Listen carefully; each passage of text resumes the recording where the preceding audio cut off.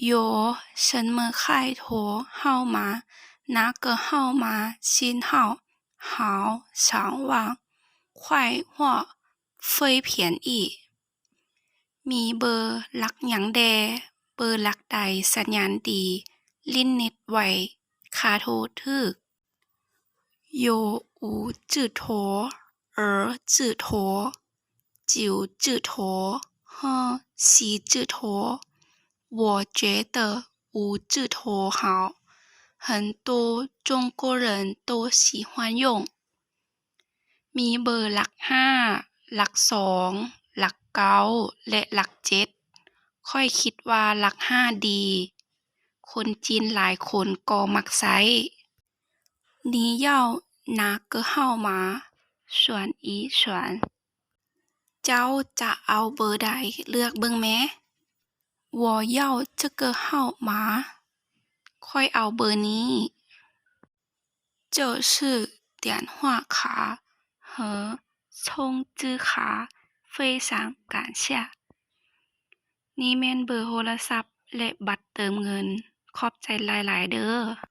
好的哦差点忘了问你怎么充值โดยโอ้เกือบลืมถามเจ้าเติมเงินจังใด按信号121信号接着输入充值卡密码然后按井号拨打กดดอกจัน121ตามด้วยรหัสบัตรสี่เหลี่ยมโทรออก情人节快乐สุขสันต์วันแห่งความรัก你最近忙吗ช่วงนี้เจ้ายุ่งบ่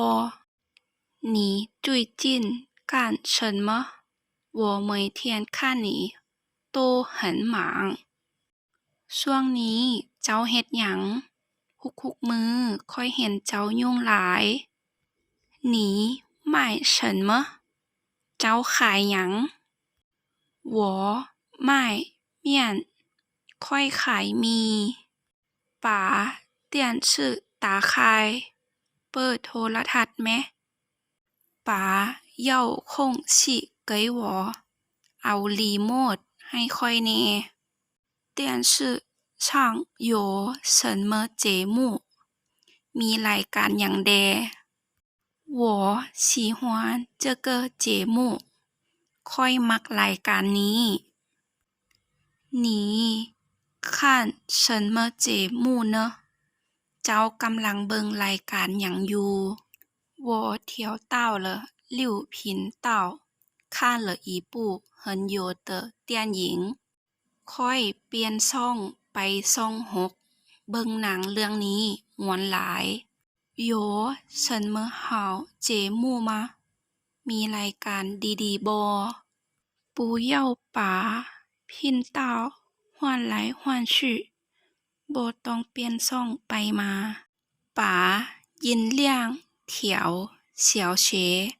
ปรับเสียงลงแด่